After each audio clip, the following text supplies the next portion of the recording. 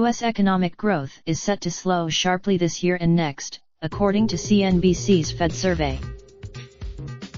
The average forecast for gross domestic product growth this year is just 2.3%, down from 2.44% expected in the January survey and a further slowing from the actual 3.1% year-over-year pace for the fourth quarter of 2018. Economic growth, source CNBC. The outlook for slower growth has prompted the 43 survey respondents to lower their expectations for Fed rate hikes this year and next, barely forecasting one hike and some even seeing rate cuts on the horizon.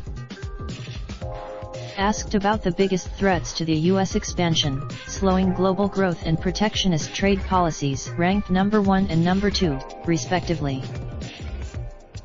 If a weak outlook for growth abroad knocked about 40 basis points or 0.4 percentage points off of GDP forecasts this year, according to respondents, who include economists, fund managers, and strategists.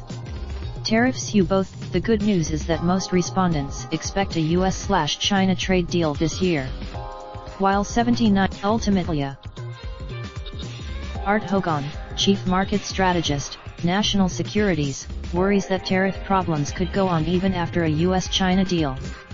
If the concerns about trade policy come from a group where 51% approve of President Trump's handling of the economy and 32% disapprove. How does the Fed process all these cross-currents? With fewer rate hikes, the balance sheet is seen dropping to $3.5 trillion from the current level of around $4 trillion. That's around The outlook for stocks this year has improved after the sharp sell-off in December, but forecasters haven't recovered all of their optimism. Forecasts for the Raindrop, drop top, smoking, no cooking the hot pot.